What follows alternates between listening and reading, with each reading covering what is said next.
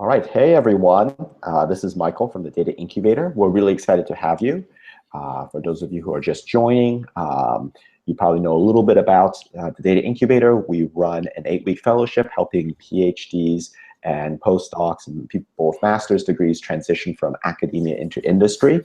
And the program is free for the fellows who get in. And we work with tons and tons of hiring companies who are looking to hire data scientists. And of course, we also do corporate training.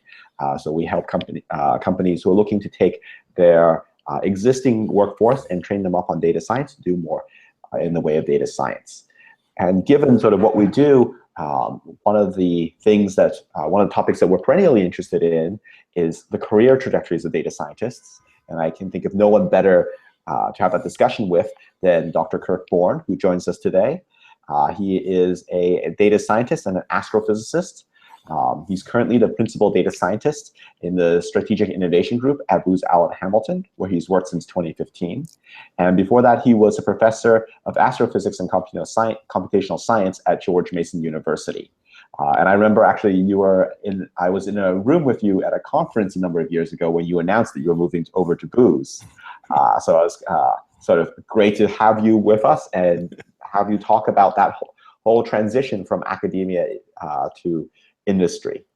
Okay, great. Can you hear me now? Absolutely. All right. Well, I'm going to shift to full screen mode here in a second, but thank you very much, Michael, and all you folks at Data Incubator. Great work you're doing. I'm so happy to be able to share some of my story with the folks here, and hopefully it's our story. When I talk about data scientists' journey, it's really our journey as a community.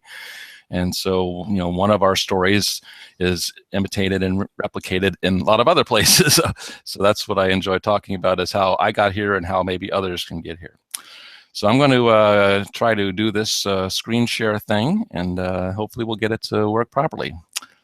So here we go, screen share and full screen. Hopefully you see me now. Yep. All right, so if all is well, you're seeing my screen, but I'm going to go out just for a second so I can have my browser on another screen in case I need to see anyone waving at me like, I can't hear you now. Okay, here we go. So I didn't choose the title here, but thank you, Michael, for choosing this title, A Fortuitous Career in Data Science. And I really feel like it is a good word to describe how I end up in sort of where I am today, and through the little stops along the way, both in an academic career, working in a government contractor for a number of years, working at a research institute for quite a few years. So I've been at a number of different types of places, and someone said to me once, well, you've had many different careers. And my story there is I've only had one career. It's always been as a scientist. Okay, I've had different stops along the way. I've had different kinds of jobs, but it's only been one thing, and that's been about being a scientist. And so you are here right now, so hopefully you see one of the advertisements for this event. And this was on Data Science 101 website, and calling out this webinar today. And I noticed at the bottom of the screen there's a little thing there called a hackathon for NBA basketball analytics. I'm just going to call that out to you for a moment here, but I'm going to mention something about that later. So that's part of the fortuitous career path, and I will get to that. So you might be saying, what has that got to do with this? But we'll get there. So first, a little just sort of science story, and then we'll talk about sort of my place and all our places in this journey. But just thinking about humans in general, all of us in general, is that ever since we were born, we've explored our world. Ever since humans existed, ever since we as individuals have existed, we explore our world. We ask questions. What is this? Why is that? What is going on? Who did that? How does this happen? So we've always asked questions about our world. We're very curious creatures, we are. And the consequences of this curiosity is that we have collected evidence, that is data, to answer our questions, which often leads, as scientists will note, questions and answers lead to new questions. Okay, so when you collect data, you have new questions, which leads to more data collection, that is to say new experiments, more data, more questions, more data, more questions. Well, you can see where this leads. It's an exponential growth curve, which leads us to big data. And so we're in this position now in the world where we're faced with lots and lots of data. And people like to talk about the 3 Vs, and this is not a talk about the 3 Vs, so don't don't tune out yet. But I like to tell people that among the 3 Vs, the most annoying one of all is volume. Because big data is not about big. It's not at all about big. It's about big value creation, yes, but it's not about big volume. And so the most annoying V is volume. The most challenging one, I would say, is the velocity that is dealing with fast streaming data. And in my background, astronomy, we're dealing with a lot more telescopes and observatories and experiments that are working with streaming data. And of course, we see streaming data in many of our applications, no matter what field we work in. So that's really challenging to deal with that data when it's coming at you fast. I mean, if you have static data and you can just play with it in a sandbox, even if it's a lot of data, it's not nearly as challenging as data that's coming at you rapidly. But for me, the most exciting V of data is the variety of data. That is, all the different combinations of data, all the different ways you can combine different features and attributes, and that high-dimensional parameter space where you can look for trends and patterns and principal components and correlations and clusters and all kinds of interesting features in that high-dimensional space, which requires looking at many different combinations of your variables. And those combinations grow combinatorially, not exponentially. And so in simple sort of mathematical terms, an exponential growth might be 2 to the x, but combinatorial is x to the x. So I was just thinking the other day about this, and I said, suppose you have like you're working in a field and you have like 26 years worth of data. If data doubles every year, you have 2 to the 26th more data after 26 years. Okay, so 2 to the 26 is like, like 60 million or some number like that, right? So, and if it's linear growth, 2 times 26 is 52. Okay, so linear growth is clearly not what we're dealing with. So if you have X data today and 52X data in 26 years, that's nothing. But if you have 60 million X data in 26 years, that's a lot. But yeah, if you're looking at the combinatorial growth, that is, if you have 26 features in your data set, 26 patterns, or 26 attributes, I think all of us have way more than that. Certainly in astronomy, even years ago, I was dealing with data sets which had thousands of attributes. So even if you have only 26, then 26 factorial is a number that's equal to like 10 to the 26 power. In fact, greater than 10 to the 26 power. So the combinatorial growth of data, the rich variety that we get from all of our features, that's where the real fun is, the real science, the real exploration, the real discovery waiting to happen.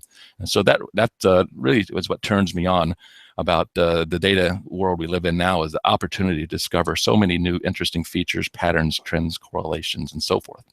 And as a physical scientist, to me, that those patterns and trends, when we find them, reveal sort of new underlying physical principles or new physical manifestations of known physical principles. And so finding those things is really important in science.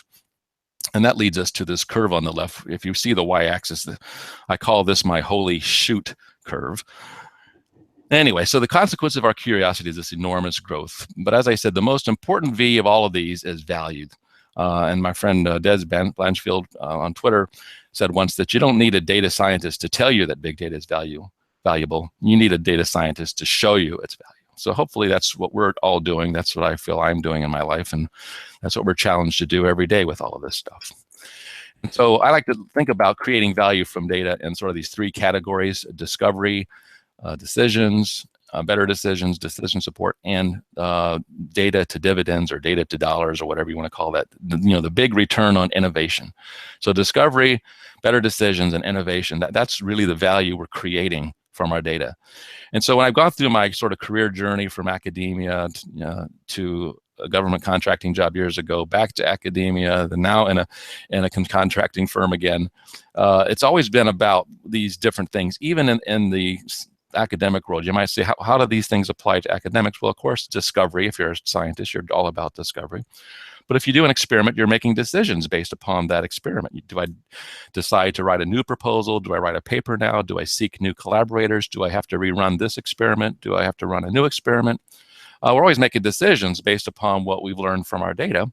And of course, it's all about getting the grant funds and the proposals funded to continue that research. So it is about getting the dividends and return on those investments of our time and research that we're putting into our data analysis. And so even in the academic world, though we don't necessarily use this terminology, it's still there. And certainly in the business world, it's there. It's all about discovery, better decisions, and return on the innovation dollars that we're spending. And so I like to think about this as going from sensors to sentinels to sense making. And sense making is making sense of your data or making dollars and cents from your data if you're in the business world. And so what is that? That's data. The sentinels are the machine learning algorithms that detect patterns, that detect signals, that detect interesting things appearing in your data set. So the sentinel is the one that gives the warning that there's something interesting happening. And sense making is how we get insights and intelligence from that. So I think that's the journey that we're all on in some sense. So today's story, my presentation is probably as much my personal journey as it is the general journey of a data scientist. But since I'm a talking head here, I want to put some pictures in here. So there's a picture of me in this slide with the journey of this data scientist, a little arrow pointing to me sitting next to my mother and my younger brother back in the 1960s. And so the question rises, how do I get from there to here now? And when I found this picture, it occurred to me, I sort of recognized the furniture and the age of my younger brother, and I realized that this picture occurred in a year in the 1960s where I remember getting a very special present for Christmas that year, and it was a very colorful astronomy book.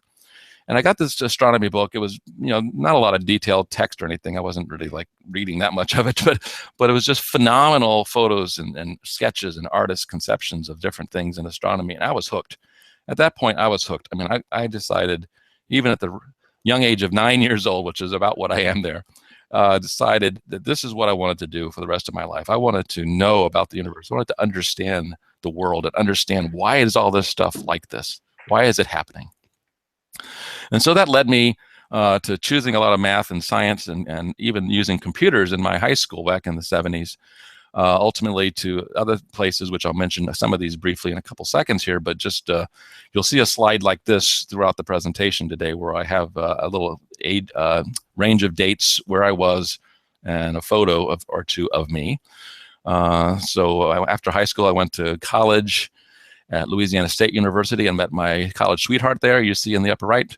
Went to graduate school at Caltech, and there's a picture of me. That picture of her and I is actually in front of the Mount Palomar Observatory that Caltech runs, Mount Palomar Observatory in Southern California. And this was soon after we were married, just past our 40-year anniversary recently. And after graduate school, I did a couple postgraduate federal fellowships, one at the University of Michigan and one at the Carnegie Institution of Washington in DC. And there's a picture in the bottom right corner of me. I'm the left guy on the left-hand side with the plaid shirt on, with a few astronomers. The two seated astronomers are probably the two most famous and most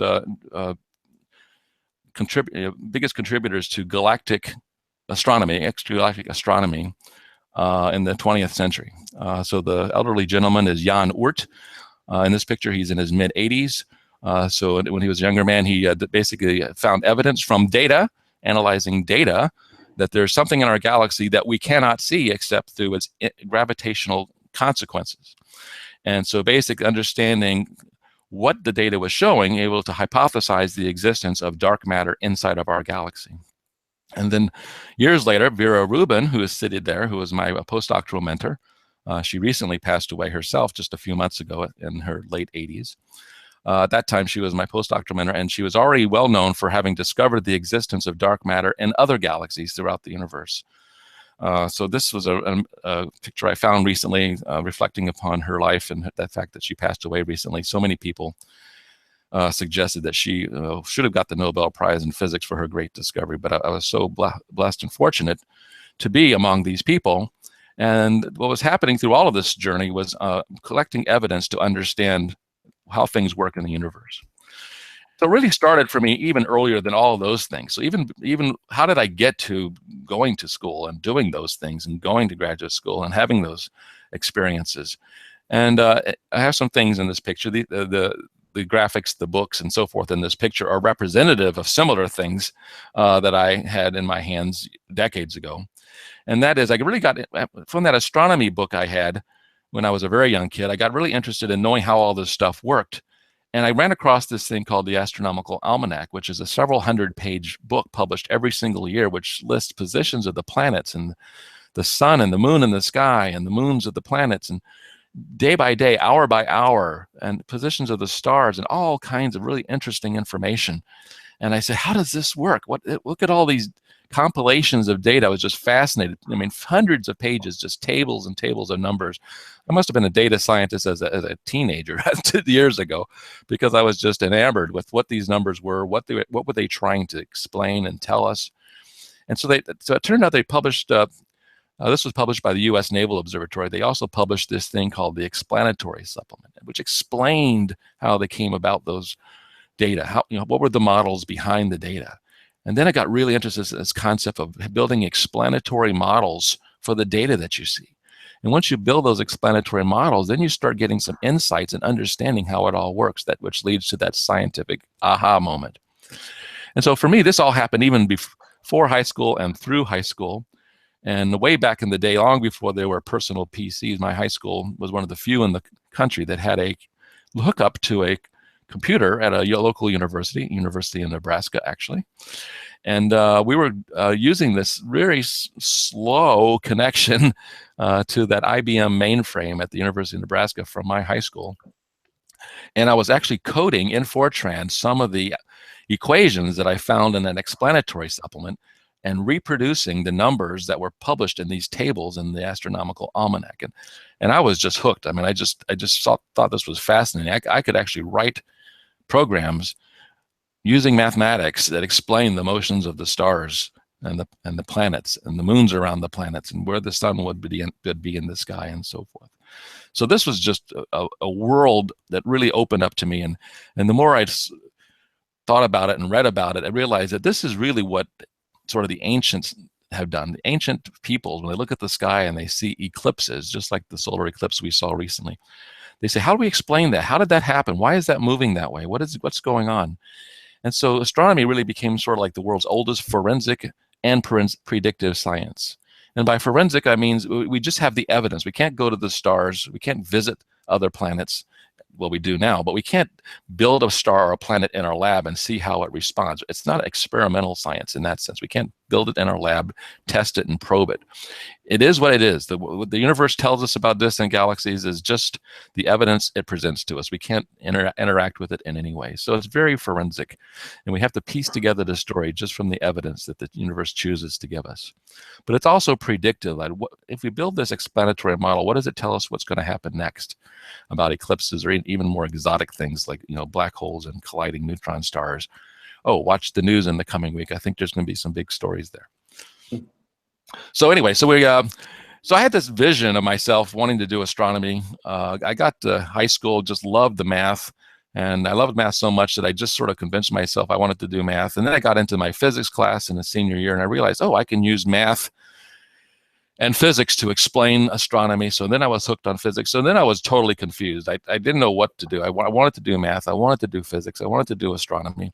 So I tried to make up my mind, and I couldn't. So in my college application, when I was still a senior in high school, it said, what would your preferred major be? I put mathematics. I didn't know what to do. So I couldn't really decide. But the day came, late August, probably this time of year, actually, late August, first year of college, freshman orientation at LSU in Baton Rouge, Louisiana. Well, if you've ever been down south this time of year, it's very humid, very hot, and miserable. Extremely hot, extremely humid, extremely miserable. And so the only thing I could think of on my way to freshman orientation that day, as my older brother and I drove to campus, I said, what's the shortest distance between my air-conditioned car and an air-conditioned building? That's all I could think of. I just want to get out of the heat. And the shortest distance from my air-conditioned car was the physics freshman orientation, not the math one. So I ended up in physics, which turned out to be really, in my heart of hearts, what I really should have agreed to myself what I wanted to do, because physics gives me all the tools, the computational tools, the modeling tools, the experimental tools, the math tools, everything I needed to really fulfill what I wanted to do in life. So I feel like for most people, the parallel here is that you first pursue what it is you really love doing, and all these extra things. I think data science is a great career choice, but think about how you want to apply it. Is it in health? Is it in medicine? Is it in cybersecurity? Is it in law enforcement? Is it in national defense? Is it in physics and biology or chemistry? Is it in engineering? There's always an application. So think about what you feel most passionate about. Follow that passion. And then you'll find yourself, like I found myself so many times in my life, being at the right place at the right time with the right career. And you'll see this little blog link at the bottom of this slide and a few other slides, the same link there. I wrote an article that gives you more long, detailed story of this life journey. So after those years in college and grad school and postgraduate fellowships, I ended up, my first academic position was at a research institute called the Hubble Space Telescope Science Institute in Baltimore, Maryland, as research scientist. They soon found out that I liked doing stuff with data, so I was introduced to the world of databases. I never even heard of databases before, back in 1985. But before long, I became the science database guy. And as time went on, I ultimately became NASA's data archive project scientist for the Hubble telescope mission. So what happened? Well, I started working there in 1985, and Hubble was supposed to be launched on the space shuttle the next year, but disaster happened. In 1986, January, the shuttle Challenger blew up shortly after launch, killing the 7 astronauts, including a school teacher. And those of us who lived through that time, it was devastating. For me, my first real job after all those years of schooling and education and so forth, postdocs and so on, fulfilling my dream, working in astronomy as a professional scientist, professional astronomer at NASA. And 3 months after I began working, this happened. Shuttle Challenger blew up. Well, everything was pretty disturbing, to say the least, for several months. We didn't know what to do, where to go, how to turn, because the launch was supposed to be August 86, but was postponed for several years, ultimately 4 years. So there was a lot of time for reflection, retooling, improvements, looking at what we've done, taking a new look, for example, at the scientific data management, which I'll tell you about in a second here. But that was a good reflective time, but also part of that soul searching is really making things so much better than it could have been if we had launched in August of 86. And so that new look at the scientific data management was sort of like this story. You're familiar with the movie Raiders of the Lost Ark. I hope you are.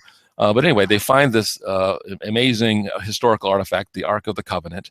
And after it's rescued from the hands of the bad guys, the Nazis, and returned to the scientist, it's basically put in a case, a wooden crate with an index number on the outside. That index number is logged in a book, and the crate is locked away in a big storage warehouse. Well, data management was sort of like that in those years. I mean, we collected data, we indexed it, we knew we had it. It was stored in a data warehouse. It was used sort of primarily by the first users, but it was not expected anyone was ever going to use it again. So it was basically a data management facility. It wasn't really a data archive. It wasn't a data discovery engine. It was just a place to manage data. And so we started looking at scientific data management anew during those years after the shuttle Challenger accident, while we were waiting for the launch of the Hubble in the 1990s. And so after some lobbying by the science managers, of course, I was just a young kid at that time, so the science managers lobbied the NASA project managers and various other senior officials, and basically agreed that we needed something more, an active archive that scientists could use, not just lock the data away and know that it's safe. Got an index number in case we ever need to find it again in that big warehouse, but now it's going to be sort of out in the light of day for scientists to use. And so this concept of a science archive was born, and ultimately I became NASA's Hubble Telescope Data Archive Project Scientist. So that was quite a fortuitous step for me.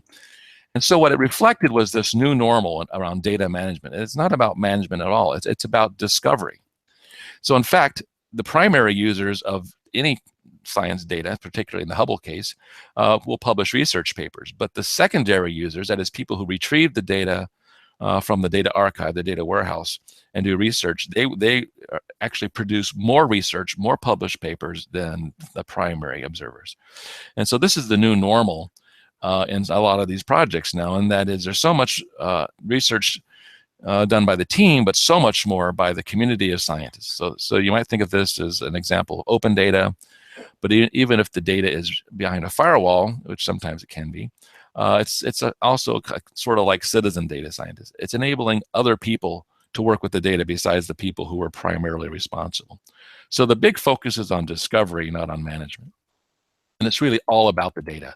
Data, data, data. It's about using the data to design the data systems, to give the right user experience, to build systems and products, data products, to improve search, discovery, and access across all these data collections, to answer questions, new questions that people have never thought of, that other people think of, that the primary data users didn't think of, using these new algorithms, innovative algorithms to do discoveries. And so it's really a discovery amplifier. So we're no longer managing, we're amplifying discovery. So during those years while I was an archive project scientist, I really got sort of hooked on this idea of using data, making data usable, making it more accessible to the research community. So I ultimately left the Hubble project and became a project manager, group manager, then ultimately program manager at the NASA Astrophysics Data Facility and Astronomy Data Center, where we're creating access to all the astronomical data that NASA had ever created for the world. And so I did that for a number of years. And it was during this period of time, and in the early part of my years there, which in like the mid-90s to around 1997, we were curating like 15,000 different experiments. So think about Hubble telescope as one experiment. NASA has a lot of other experiments in space, not nearly of that size and volume, but still many different data sets.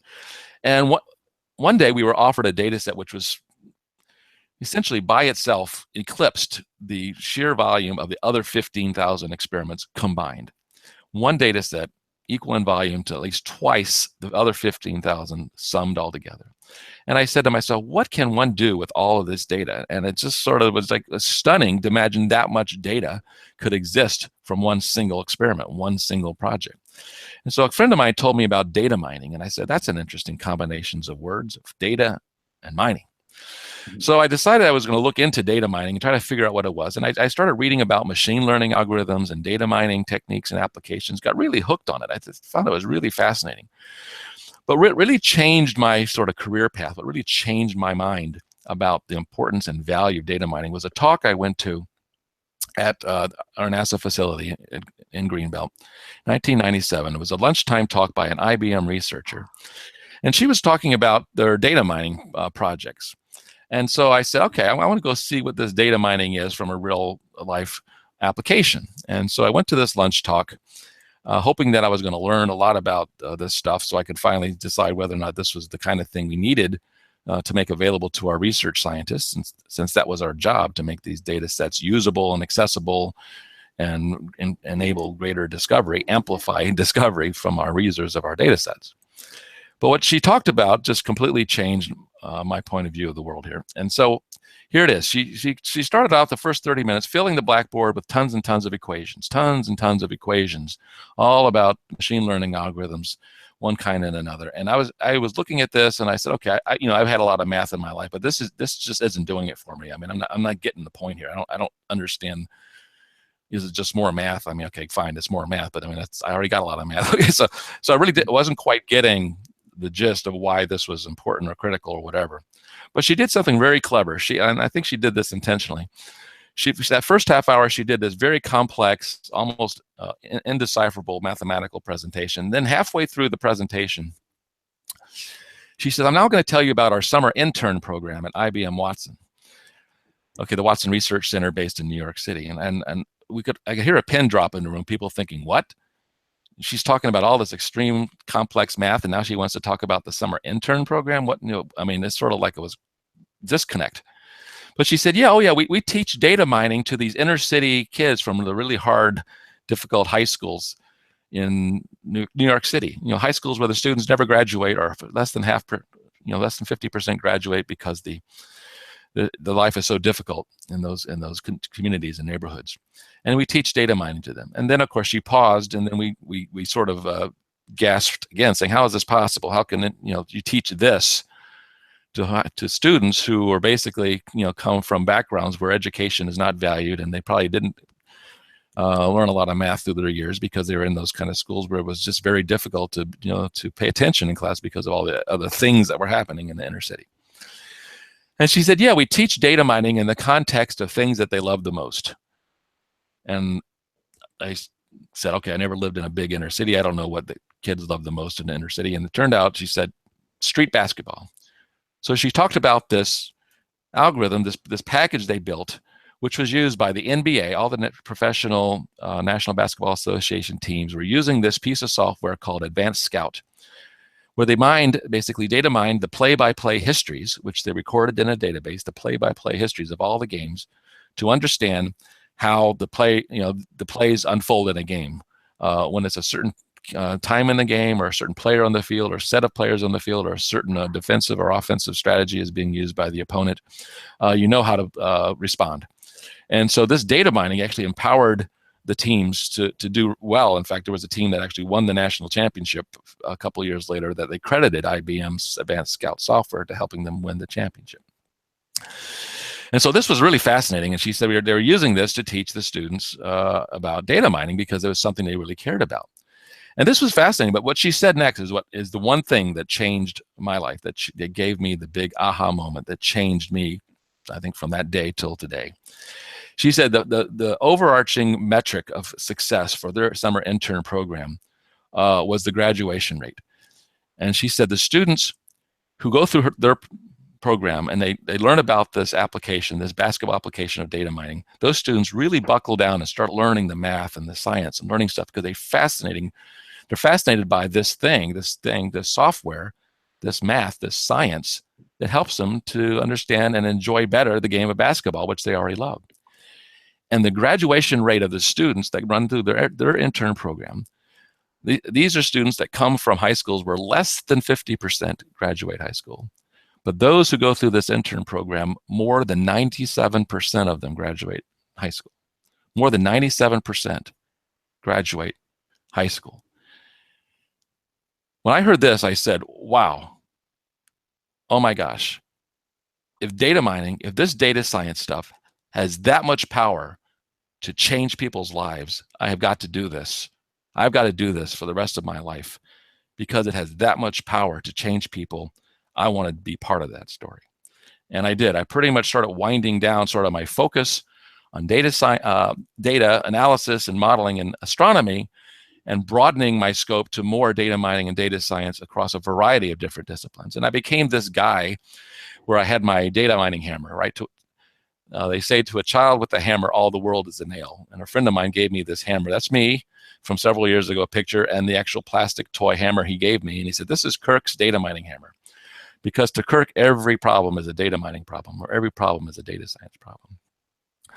So I took that concept and I applied it to some research proposals. In this case, this was one for environmental science and climate change, looking at all kinds of different sources of data, information extracted from those data, applying knowledge discovery and machine learning tools to find patterns, causal connections, and interdependencies in a complex system, in this case, the human-Earth system interface. So this was really giving me a new view of data, this sort of this ability to find things that will change the world. And it was no longer just about the data. It was about the algorithm. It was about the standards and the frameworks and the technologies and the scientific expertise, the information products that can be derived from all of that, and using that stuff in multitudes of applications, creating new knowledge in a multitude of disciplines, and creating data services for scientists, for business users, for the community, for citizens. It really was changing the way I thought about data.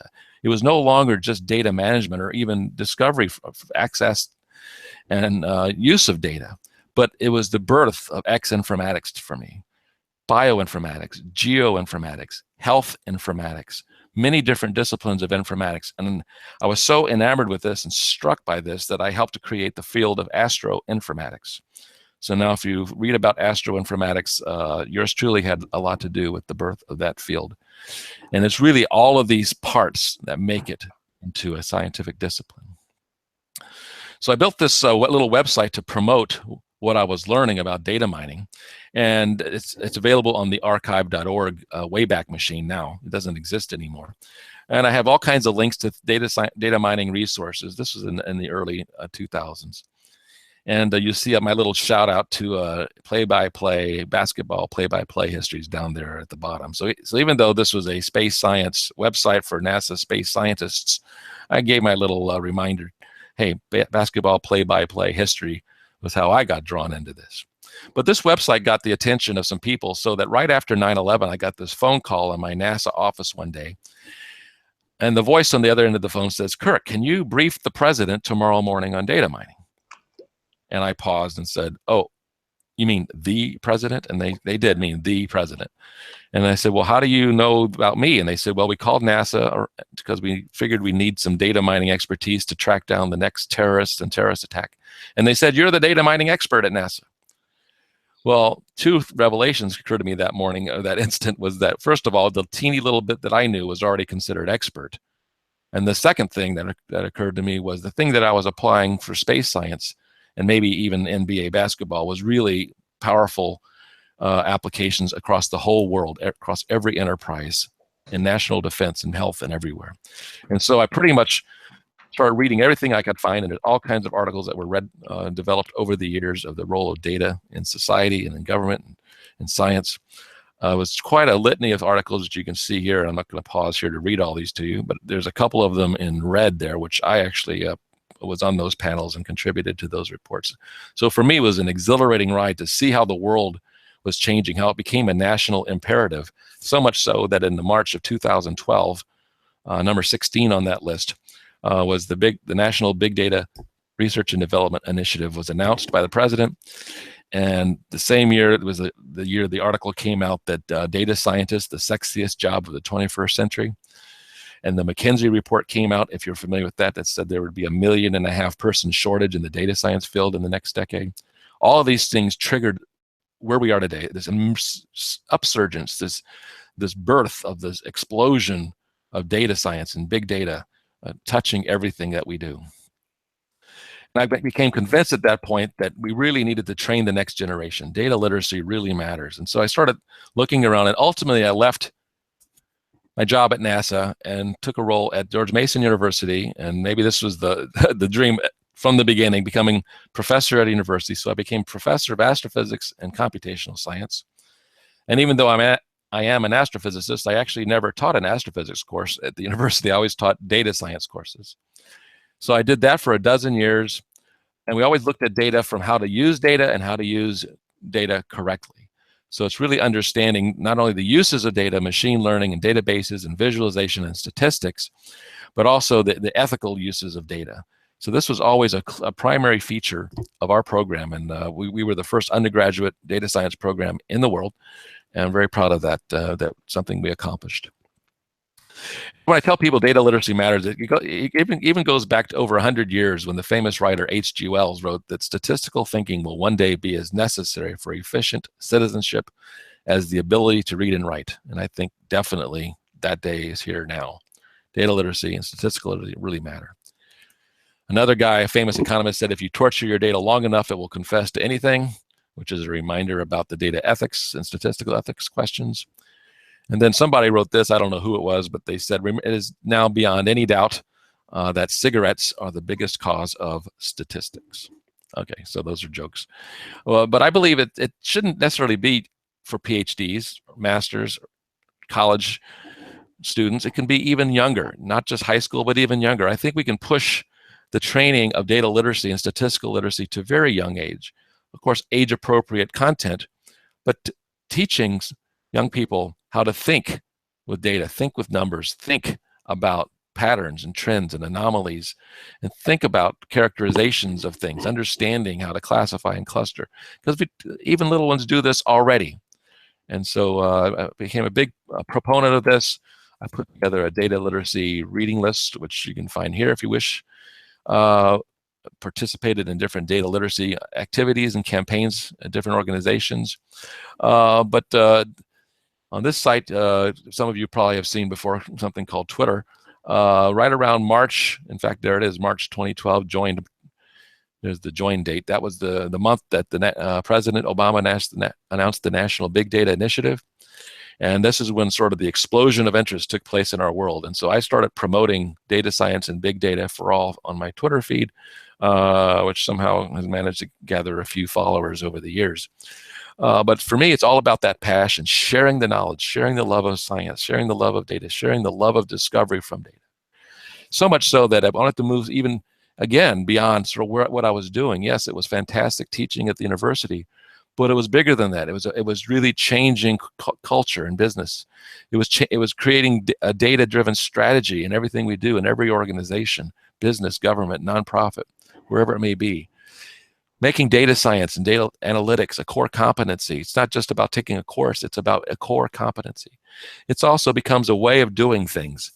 It's not a thing to do, it's a way of doing things. It's a way of doing what you're already doing. So it's not adding a new thing, it's just doing it a different way. And so I really started to believe this and promoting this, and this wonderful company called Booz-Allen Hamilton came calling, made me an offer I couldn't refuse to become their first and only principal data scientist and now executive advisor for the firm. And we do basically data to action. People say, what's management consulting? Isn't that something really crazy that has nothing to do with science? And I say, no, it's really the exact same thing I've always done. It's 3 words, data to action. You collect data and you make a decision, you do something, even in science, business, wherever it happens to be. And so now I'm just doing this in many different areas. And what excites me about the firm and why I really was attracted was not only were they doing data science and data analytics across many different disciplines, but they really promoted it internally. They were raising up an army of data scientists, over 600 strong now, and we're adding more as we go and heading to the thousands. They promoted and sponsored and put up the prize money for the Data Science Bowl, which has just completed its 3rd year. They created all kinds of interesting books, including the Field Guide to Data Science. There's a link at the end of the slides here, you'll see. And basically promoting this organization's journey to data science maturity. Now, I'm not going to read through this list here, but Peter Guerra and I wrote a small O'Reilly ebook. Actually, people say, hey, you got a book out? And I said, yeah, it's 10 pages long, so it's actually a report. And the 10 signs of data science maturity, they're in the little book, and they're also listed on this slide. I won't read all that to you, but it's about an organization's journey to data science maturity. But today we're talking about us, the data scientists, the journey to data science maturity. We also have that journey. And when people ask me, what is it that I really need to know to be a data scientist? You know, so when people ask me, should I learn Python or R? I mean, should I learn R or Python? My answer to that question is yes. But the point is that it's more about your aptitudes. It's more about your aptitudes and the skills you learn. Skills come and go. Computer programming languages come and go. Believe me, I've seen many over my career. But what doesn't go away is these aptitudes of people. I call it the 7 C's of data science. Sail the 7 C's, but actually there's about 10 there. And if you want to say cognitive and curious are 2, there's 11 there. And if you want to add one more that's not even on this list to make it number 12, I would say compassionate. Data scientists, as I've learned through my own company and many other places, are compassionate and passionate about doing data science for social good. So Booz-Allen's Data Science Bowl is an example of this, but so many people contribute their time, so many data scientists, others, to change the world, to improve society. Data science for social good becomes one of our passions. And so having that cognitive curiosity, creative, courageous problem solver, cool under pressure, I love that one. Tolerance for ambiguity, I love that. That's a real good description for a scientist. There's no right or wrong answer sometimes. It's sometimes both, and you have to accept that. Sometimes your model predicts one thing when you expect another thing, and you have to accept it. So cool under pressure, continuous lifelong learner, that's the big one there. Dedicated to lifelong learning. Good storyteller, communication, data science storytelling, big skill set to have is being able to communicate and collaborate. So there you see the list. I'm not going to read through all that. So I really love this quote. It goes back to older times, but I think it applies even to data scientists, because data scientists are explorers. We're exploring vast and endless seas of data. And I love this quote where Antoine de Saint-Exupéry said, if you want to build a ship, you don't drum up people to gather wood and assign tasks and work to them. Rather, You teach them to yearn for the vast and endless sea. And once you have that yearning, that desire, that passion, nothing will stop you. You don't need to be assigned the task. You will want to do the task because that's what you want to do. And I think that's us as data scientists. So one more slide and then the concluding slide. And this is just a few life lessons. Now, I ran through these slides pretty darn fast for the amount of time we have here today. The slides will be available online if you want to read back in more detail. But here are 4 life lessons I've picked up over the years. Humility, parsimony, utility, and priority. So what is that? Okay, well, humility. If we knew what we were doing, it would not be called research. If any of my former graduate students are listening right now, you know that I quoted that so many times. If we knew what we were doing, it would not be called research. Parsimony, another word for that is Occam's razor. A scientific model should be as simple as possible, but no simpler.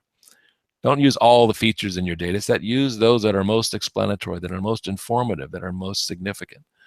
Keep your model as simple as possible, because then you can explain it to somebody. A complex model is difficult to explain. A simple model, easier. So it should be as simple as possible, but no simpler. And the famous statistician George Box, a very famous quote here, which we should always remember, that all models are wrong, but some are useful. And then this guy said the 2 most important things in data science are the data and the science. And I live by that every day. So thank you. I appreciate your time. Lots of links here. At the very bottom of the slide, you'll see where you can get the slide set. You can see all this stuff in slower motion than I just went through it all. Every one of these things on this page is a hyperlink to documents and reports and books that my colleagues at Booz-Allen Hamilton have put together. Everything but one on that screen is a free download. The one that's not free is the book on the left, The Mathematical Corporation, which was just published. It was #1 in the business bestseller list this summer from a couple of our senior vice presidents and partners at the Booz-Allen, Josh Sullivan and Angela Zatavern. So thank you all for listening. I hope that was informative for you. And I guess there's a few seconds here for some questions. Yeah, no, thank you so much for that. I love your quotes about if we knew what we were doing, it wouldn't be called research. I think we often get into conversations, especially with people who don't necessarily have the scientific mindsets, where they come in and say, well, you know, I want to know what the cash flow for this is going to look like. You're like, well, we don't know, because if we knew what we're doing, it would be called research. Exactly. So one question I have is, how important do you think your STEM background has been to your own career, right? In terms of being able to do data science now, do you think that training was useful? Absolutely. When I go back to those aptitudes, which if I can find them again, it's one of these slides here. Let's see. So this whole idea of problem solving, exercising creativity, being curious, lifelong learning. I mean, all this is like part of being in the STEM discipline, right? Because you're always problem solving.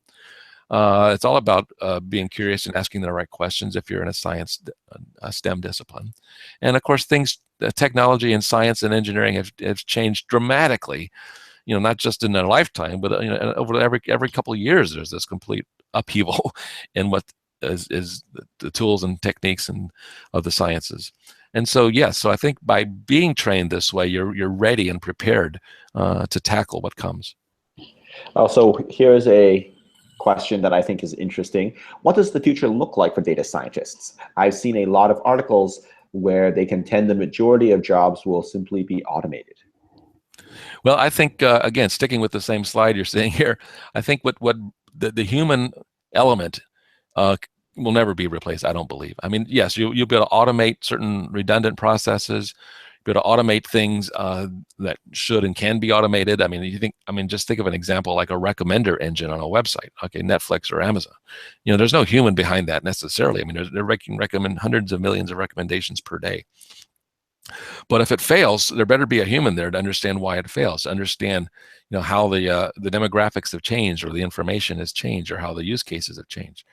So I think that as long as there's you're focused on this lifelong learning and being a problem solver and being creative and thinking outside the box, thinking of new things. I think that just sort of guarantees your long-term employment. I mean, there's people who aren't dedicated to lifelong learning, who sort of stick with a particular skill, saying, I'm going to be a Fortran programmer the rest of my life, or I'm going to be Cobalt.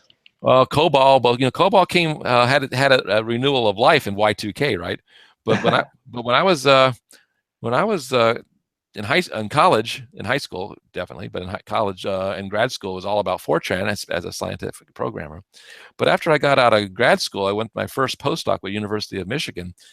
And University of Michigan had a crusade to eradicate Fortran and promote Pascal as the language of the future. Everybody in the world is going to learn Pascal. And so let's have a show of hands of you. How many out there know Pascal? I don't see any hands raising. Okay, thank you. So you have to be dedicated to lifelong learning, and that's, again, as a STEM trained person, that sort of comes with the territory. And so I think that human aspect that learns the new things and can inject that human creativity and critical thinking is, the machines are going to I don't believe it's going to be possible. I mean, people claim all these kinds of things are going to happen with AI, but I mean, automation where automation is needed and can be implemented safely, yes, that will happen. So here's something that maybe you can uniquely answer. What's your advice for someone who wants to go and become a data scientist in the federal contracting industry? How does one succeed there? Well, first of all, is you have to understand the sort of the nature of the client-customer relationship. I mean, so I have that conversation frequently with when we interview people at my firm, and it's not old news for me because I was a program manager for years at NASA, and so a lot of times we would work with clients on very difficult problems, and people had different viewpoints on what the solution should look like, and the client, the one who was paying the bill, is the one who's paying the bill. So if they wanted to do a certain way, then that's the way you do it. I mean, you can voice your perspective and your point of view and your opinion, but at the end of the day, it's really their choice and so you have to have that sort of flexibility, but also you need to be courageous to be able to speak up, when you see the right way to do something or a better way to do something. So not being afraid to do that. And so it's really a consultative role, if you will. So there's computation and consultative at the bottom of my slide here. And those aren't afterthoughts, though they sort of look like they are. But a lot of time in the government contracting space, you're helping to sort of build something for a client, build a system, or build a process, or to help them through a process or something like that. So there's that aspect of what they're asking you to do. But they're the ones that are ultimately responsible. They're responsible to Congress. They're responsible to the citizen. They're responsible to whomever they report to. And so you got to be cognizant, of that chain of command. And so you can be extremely valuable to a team like that, but you're not going to get necessarily the freedom, unless they give you the freedom, like an academic, to just choose your own problems and choose. You got to solve the problems that the taxpayers represent as well. But I've worked at some pretty amazing places where there's a question that a colleague of mine taught me to ask, and I've learned to ask this question, and he learned it. He told me this is why he went to work for the Hubble Space Telescope. That's where I first met this guy. When he interviewed there, he asked them, what hours of the week can we work here? What are the standard work hours? And the answer he got was, you can choose to work whichever 80 hours per week you want. And he said he so loved that answer, he signed on the dotted line immediately. So if you can, there is a lot of freedom to solve hard problems, and so there is that aspect that I really find exciting about working in the government space, because the problems are dynamic, they're important for society, and so I encourage people to think about that. One last question. How much of data science would you say is around mathematics, and how much of it would you say is being a computer scientist? And I guess the speaker is really concerned that these days computer scientists make better data scientists than physicists. Yeah, well, I think this is the sort of the standard sort of pull in two different directions here: the science side, the data side. And so I don't want to claim any ownership of the phrase data science is a team sport, because every business that I've ever seen at conferences says, oh, well, at our business, we invented the idea data science is a team sport. Well, guess what? Everybody says the same thing. Mm-hmm. But I truly believe that it is, because you're going to have people who really are going to be computational focused, and their strength area and their value they bring is that computational, even computer engineering, if you will, including and programming as well. But also, there's got to be the person there who's going to be thinking about the modeling, thinking about the data, thinking about what do the signals mean? How do we build models to understand those signals, to find the trends? So there's mathematics, science, engineering, computers. It's all there. It's the team sport. Okay, I get it. Yeah.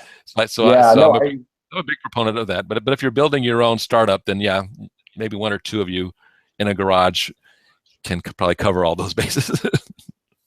Yeah, no, I mean, I completely agree. I mean, I think that oftentimes there's a perception that maybe the computer science is more important. I think that's often just because being able to write code without any knowledge of science is in and of itself sort of quite useful, right? You can build websites, you can make lots of money, you can get millions of users. So it feels quite useful. But I think you're not necessarily doing data science, which is not to say it's not great work that you could be doing. Similarly, physics is great as well. It's just usually less.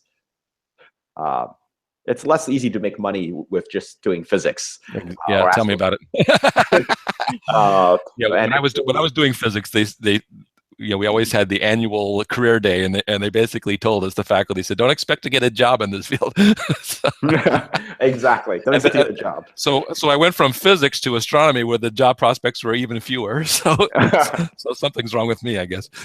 Well, but now you're in data science, and we're very glad to have you. So thank you so much for joining us. We're really delighted to have you. I think we all got a lot out of that talk. We'll make sure we put the link to your slides up on the web, so that everyone here who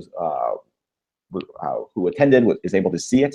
And if you really enjoyed this DS30, this Data Science in 30 Minutes, let us know. As I said, this is a series that we're doing where we bring noted and renowned data science professionals to come and speak with us roughly once a month.